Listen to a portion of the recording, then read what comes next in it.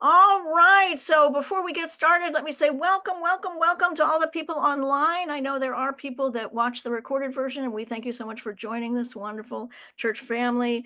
Please leave comments below if you have anything in particular that you would like to learn about, and hit the subscribe button if you would like to continue to get notifications whenever the new videos come out. We thank you for being us. We thank you for joining us. So here we go. We're talking about trusting the process, living in the present. The song was Keep Me in the Moment. That's by Jeremy Camp. I will go ahead and leave the link in the description when I post it. We're going to be talking about the thoughts of Father Mike Schmidt. So we're having a whole bunch of different viewpoints today. This is from the Catholic viewpoint called Living in the Present Moment. We will talk about slow living, how I live in the present. That is a very wonderful young lady who has started her own website who is pulling from Taoism. So we will be having Catholicism and Taoism. We will be talking about how to live in the present and create a better future, the words of Eckhart Tolle. I know you all love him very much, and so we will have him as well. We will have scriptural references to living in the present, and then we'll have the Here's What I Know part. So we're going to start out by asking ourselves some questions. How much time do we spend obsessing about the past? So either reliving the past and just holding on to the glory of the wonderful memories that we have, holding on to all of the really, really good times and just replaying them over and over again in our minds, or maybe even editing them a little bit so we only remember the good stuff and not the bad stuff. That's how we replay the past sometimes too. And sometimes we hold on in fantasy to what we believe are justified grudges. And so we live over and over and over again. This person did that to me, and this person did that to me. And in our minds, we justify these grudges, but we spend an awful lot of time replaying them over and over in our mind. So, how much time do we spend worrying about the future? We'll be talking about that as well. How much time do you spend wondering what's going to happen and how it's all going to turn out? So there is a difference between worrying and planning. Worrying is unhealthy and just creates more anxiety. Planning is putting into place an action plan so that we can accomplish our goals. It requires doing something, not just thinking about something, which is what we do in our heads. So, we're going to be talking a lot about living in our head versus living in real life. So, a lot of it boils down to control issues. When we live in our head, we can control what we're thinking about. We can control these memories that we have that are sometimes distorted and not real. And we can live in a fantasy world. And when we are living inside our head, we have control. But in the present moment, we don't have any control. So a lot of times people don't want to live in the present because things happen that they can't control. So we're going to start out with some of the words of Mike Schmidt. Again, he is a Catholic priest. He is part of Ascension Presents.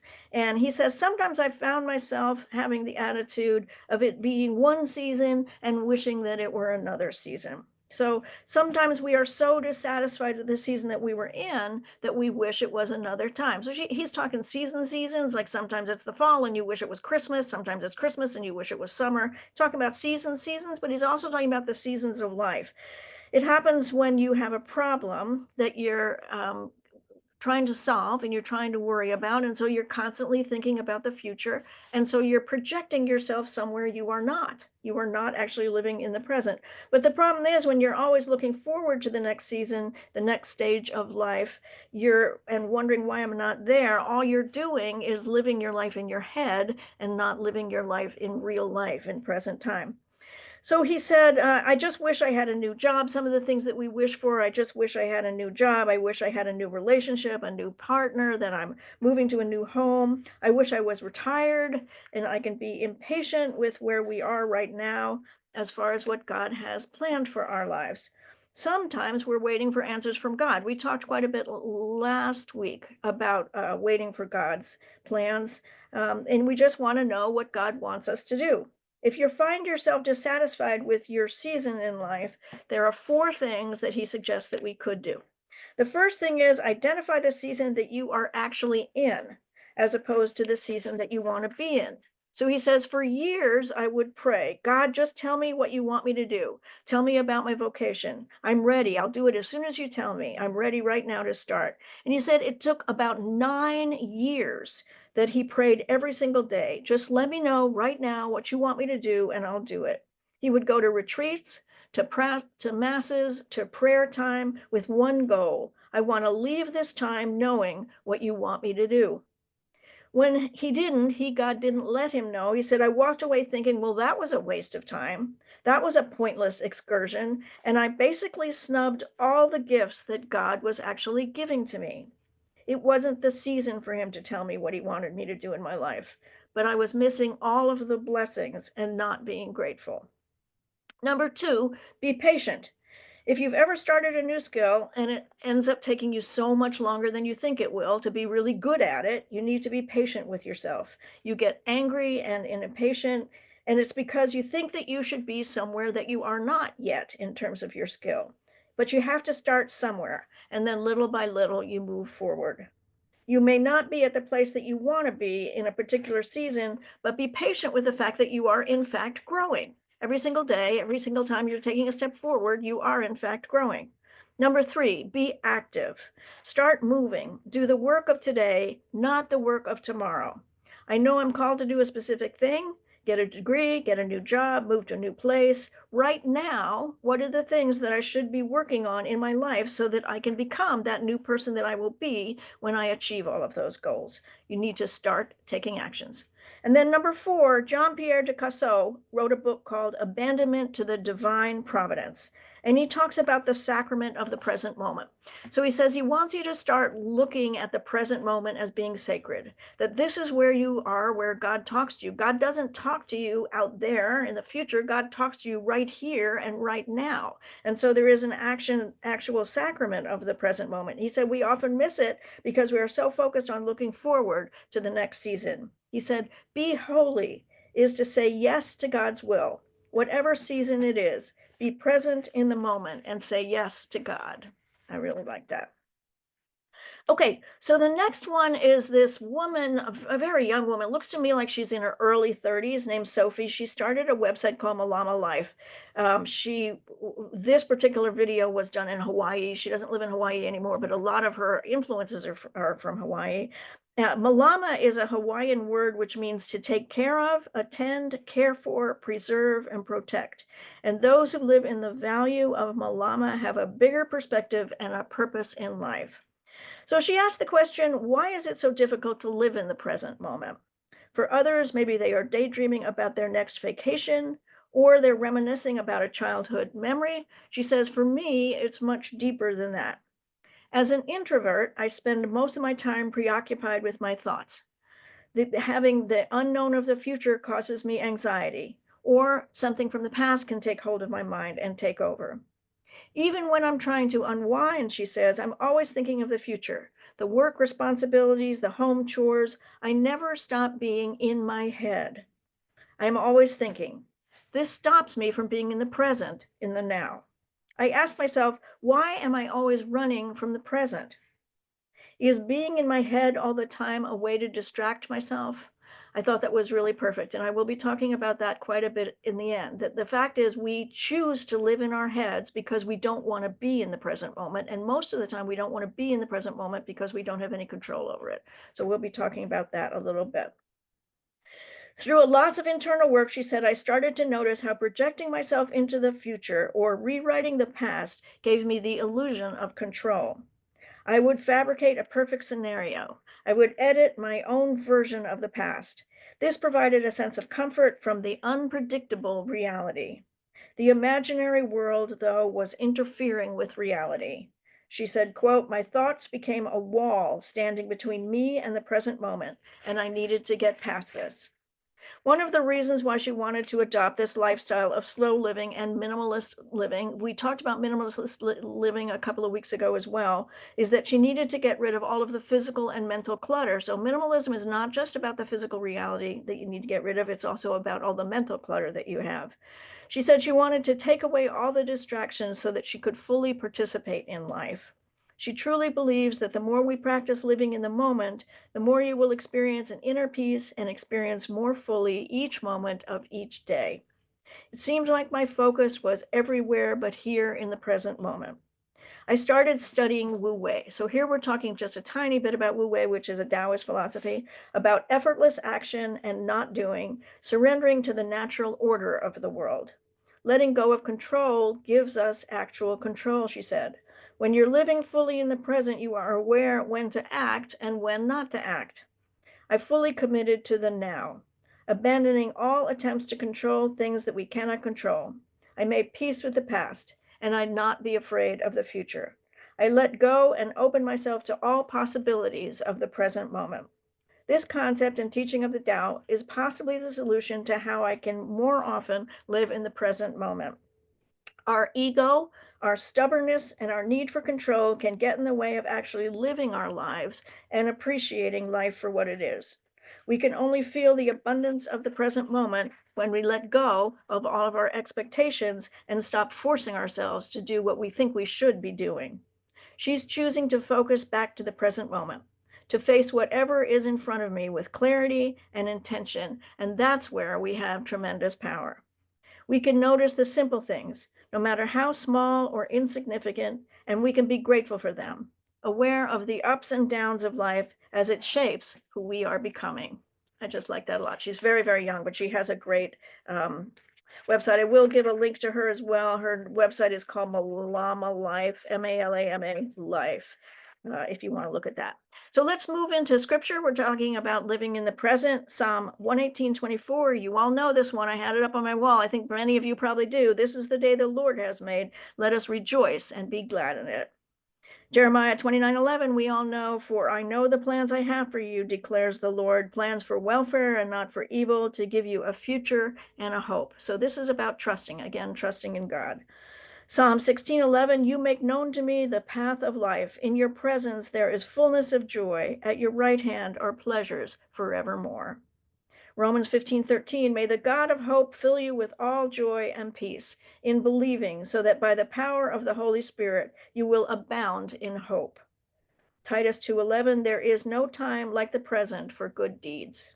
And Ecclesiastes 8:15, so I commend the enjoyment of life, because there is nothing better for a person under the sun than to eat and drink and be glad. The joy will accompany them in their toil all the days of their life God has given them under the sun. I just love that one. All right, so we're going to move into Eckhart Tolle. I think you all know who Eckhart Tolle is. I will leave some links to his website in the description as well for those of you who want to learn more about him. So he's talking, there are two talks that I pulled for, both of them about present, one of them about just living in the present, and one of them about making yourself more at peace with being in the present moment. And he says there's a practice you need to get used to until it becomes second nature, and that's living in the present. Let that be the main focus of your attention. The main focus is this here. The rest of your attention is where you want to go to. What you are doing has a certain purpose and you want to finish the task, but that is in the peripheral vision of your consciousness. What you want to go to and where you're doing in order to get there is only the side part of your life. It's not the main focus. The main part of your life is your attention is that in the meantime, is that you be here in the meantime that you are where you are, where they don't really want to be. They'd rather be there. So people don't live in the present, they live in the future because that's where they have all the control and that's where they think they can plan their lives, but they don't live in the present where they are right now. He said, you see bumper stickers that say, I'd rather be fishing. So he went to visit Ram Dass in Maui and he had one that said, I'd rather be here now. That's a great bumper sticker. This already is a shift in consciousness, but that's not where we usually are. We usually are elsewhere, thinking of the past. So peripherally, the past and the future, usually the future has more importance for us because you're moving towards that. The central vision of the present moment, either actively doing something or more passively perceiving something, you're there in the present moment as an observer. Sometimes challenges come, he says. It's very important you stay in the present and ask yourself, is there any way you can resolve it right now or accept it saying right now, there isn't anything I can do. This is the opportunity for surrender. Or ask yourself, is there an action that is called for that you need to do right away? Again, this is a control issue. Being in the present means being aware of your surroundings through your senses, a more alert human being than usual, but an alertness in which there is no tension. There is an alertness possible that has no tension involved with it at all. Most humans walk around thinking of all kinds of things instead of where they are. The center of your attention always brings back into the present moment because it is all there is. It is life itself. Your life situation, it exists in time. There's a past and a future.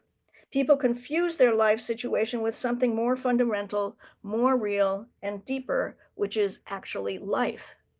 Life situation are the circumstances and the events in your life. And most of your life situation is experienced in your mind. Relationships, work situations, financial situations, living situations, they can all be problematic.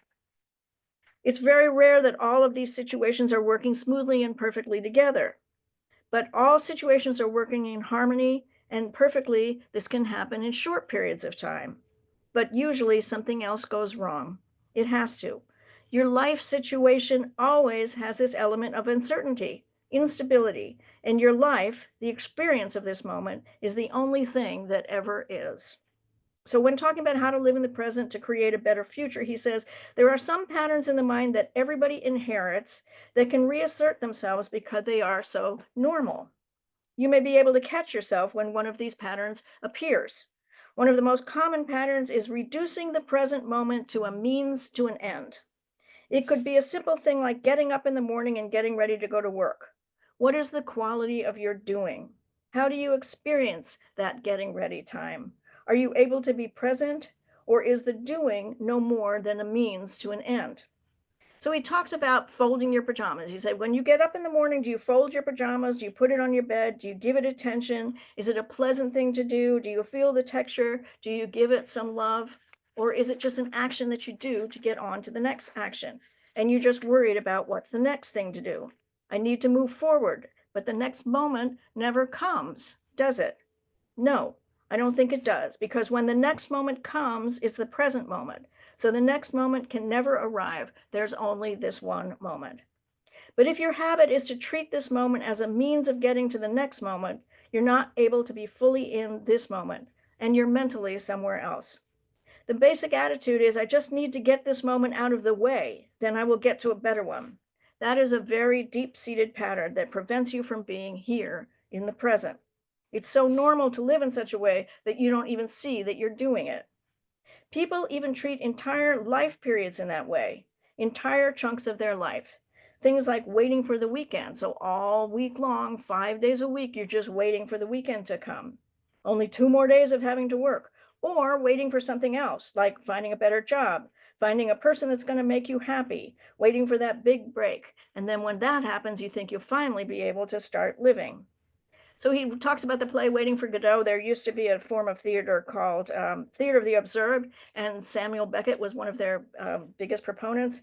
But this whole play about waiting for Godot, Godot never gets there. There's a whole lot of observations through theater critics about whether or not it's supposed to be waiting for God. But they're talking about the fact that you're constantly spending your whole life waiting for something that never actually happens. So sometimes life does get better. Sometimes you're waiting for some big break to happen and you get that big break and your life does get better, the living situation or a better job. But the habit pattern is so deeply ingrained that even if it does get better, you'll be waiting for something else.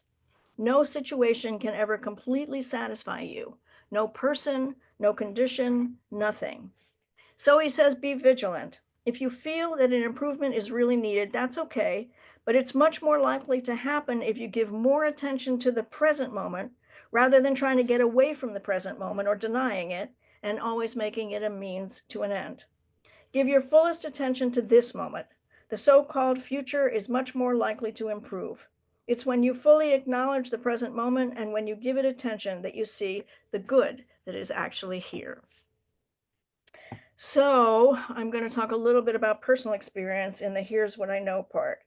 Um, some of the words that struck me, particularly in the Malama part, was about imagining the world was interfering with reality. There was a time in my life where I was not particularly happy and I was not healthy physically either, long time ago. And I was in a relationship that was causing me an awful lot of distress. And as I said, I was not healthy. I was not sober, and I did not have the ability to live in the present moment at all. And I lived in my head, and I created this world in my head, and it was like a snowball effect. The more that I lived in my head, the more it happened. And so I would have conversations with people in my head, like, well, if he says this, I'm going to say that. And if he says this, I'm going to say that. And I would spend huge amounts of time in my head. And it became such a strong pattern that I didn't live in the real world anymore. Again, I wasn't healthy either physically or mentally, or psychologically, any kind of way. But I spent most of my time alone when I wasn't working, and I lived in this fantasy world. And it was not real, and it was not true, but it was where I spent the bulk of my time. And I had to absolutely changed my life all around. I got sober, I got well physically, I changed everything around. And then I had to look at the fact that I was choosing to live in my head because my present circumstances were so painful for me. And so I needed to change a lot, and I did change a lot, and I'm very, very, very, very grateful that all that happened. But I am really, really familiar with this whole process of learning to live in your head instead of the real world when the real world isn't working for you, when you're not getting what you want, when you're not feeling like your needs are being met, when you're not taking care of yourself. It's just so much easier to live in your head. And so, as so many of these talks that I just went over with you talked about the fact that we make a choice to live in our head instead of to live in the real world. We can choose to get out of our head and deal with whatever it is going on. And again, most of it was about control. Most of it was about this need that if I'm in my own head, I can control everything. If I'm living in life, stuff happens and I can't do anything about it. This slow living minimalist lifestyle that I've been telling you about, getting rid of the clutter. So, getting rid of the clutter, I had a whole talk on that a couple of weeks ago. It's not just the physical clutter. What I was explaining in that talk was that when you look at all of the stuff in your house, it brings up emotions. So you're constantly distracted with all of these emotions. You see something that almost always it reminds you of the past. So it reminds you of the person who gave it to you. It reminds you of where you got it. It reminds you if you got it on a trip, where you were on that trip.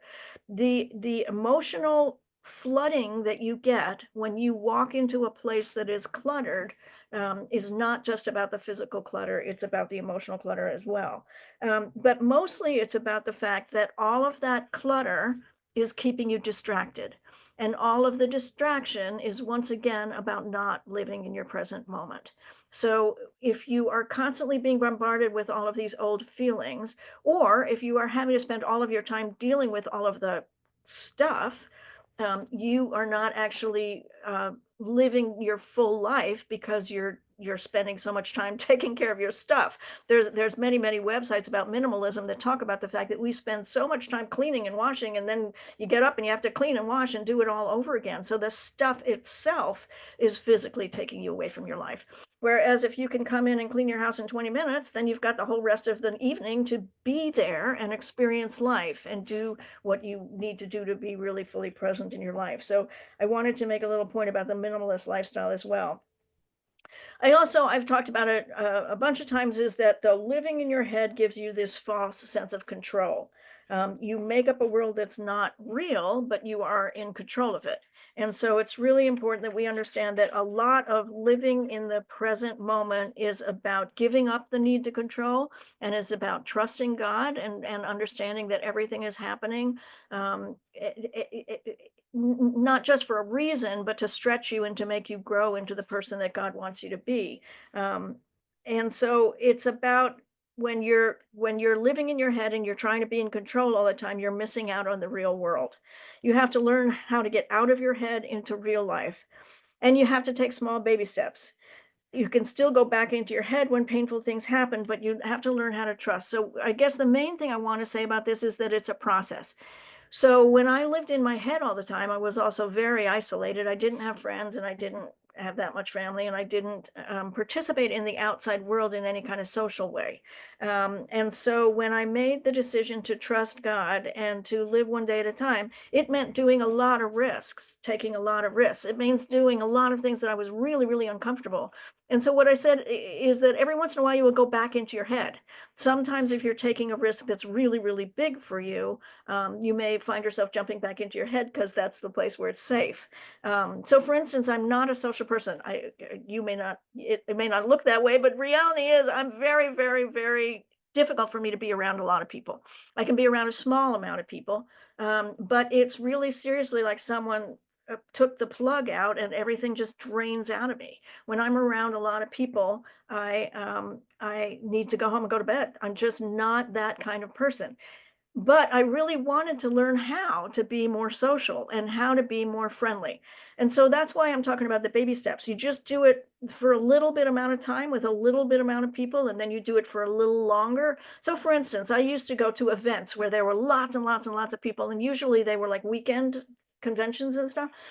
And so I learned how I would have a room. And so I learned how to like go out for an hour and then go back to my room, and then maybe go out for an hour and a half and then go back to my room. And then maybe I'd go to the banquet where there were like 250, 350 people, and then I could go back to my room. So you learn, you take little baby steps. Now here I am decades later, and I can just walk in there and I'm okay. But getting out of your head into the real world takes practice. And I think that's what my point is.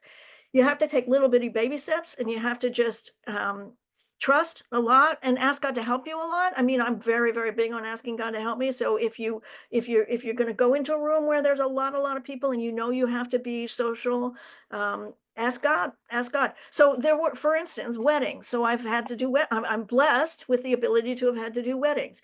But when I go into a wedding and there's all these people, it's like, oh my God, like I don't know what to say to them. I don't do small talk. It doesn't come naturally to me at all. It's just not. So I had to learn how to do that. And all I'm saying is it's a matter of you making a decision.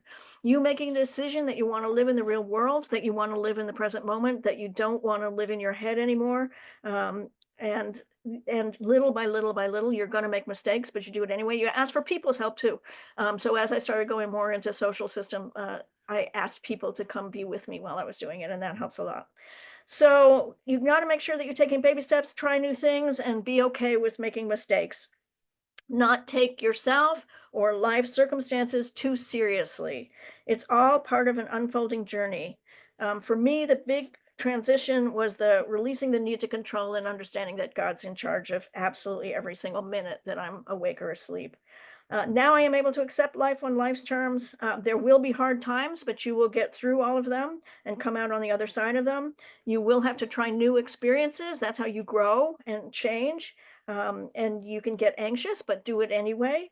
It's always much easier than you thought. My experience is I build up this whole big thing in my mind about how horrible it's going to be, and then it really isn't that horrible at all. So it's all about trusting the process, trusting God through every minute of it is the answer for me, maybe for you too. Life is a journey of growth and transformation, but only if you allow yourself to experience it by living in the present. And so it is. Remember at all times, the power is in you. It always has been, and it always will be. Thank you.